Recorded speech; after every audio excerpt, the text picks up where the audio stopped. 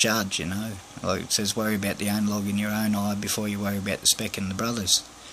And I didn't know the Bible that well, so I didn't really know that, you know. But once he sort of said that to me, it just sort of made me think, well, you know, maybe not everyone's the same, you know. So anyway, so this bloke was talking to me for a little bit, and he said, well, the only reason I come down here is I got up to the corner, up to the traffic lights, and God said, are you going to go give that man $50 or what? You know, he's homeless and he needs money, you know. So that's why he come down, was he come down to give us his $50. And that was quite a blessing, you know, and I thought, well, I counted up the change I had like $48 and I had his $50. I was used to living on $15 a day, so, you know, to have $98 all of a sudden, I was going to live for a week, you know, like, so what a blessing. So I thought, oh, well, I'll pack up now, you know, I might as well call it quits, and I might as well have a yarn to this fella, he seems quite nice. So we got talking away, and, you know, we had a chat for probably a couple of hours, and we had quite a bit of a discussion about God and about the Bible, and because I was sort of starting to look into it through the JWs a little bit, you know, they'd sort of grab me on the street, and I'd had a couple of words, but yeah, just wasn't too sure, you know, because of what happened. But this bloke gave me a new opinion.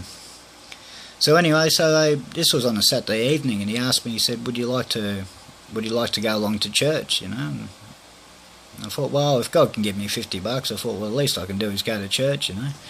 So I went along to the church the next day, and yeah, it was quite a good message, you know. I can't remember the message now, it was quite some time ago now.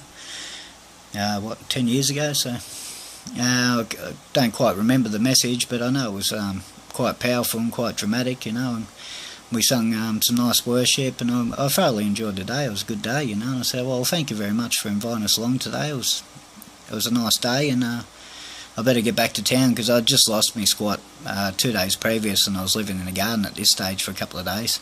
I was trying to find somewhere else to squat, so I said, oh, I better head back to Brisbane and go and find myself somewhere where I can bed, you know. But it was funny, this dad turned around to me because his father, you know, and he said, no, you're not going anywhere. And I said, well, what do you mean? And he said, well, no, we can't let you go back to the streets, you know. He said, we need to teach you about God and let you understand God, you know. And I said, well, you don't even know me. And he said, well, God does, you know. God knows you. God knows your heart. He knows what you're looking for. He said, no, you come back to live with us, you know. And I went and lived with that family for the next, probably 8 to 12 months, you know. It was quite a long period. And, oh, wow. Did I do some spiritual growth there? It was a real blessing. And, yeah, so that's sort of how I come back to God. And I'll do another video next time on from there. Take care.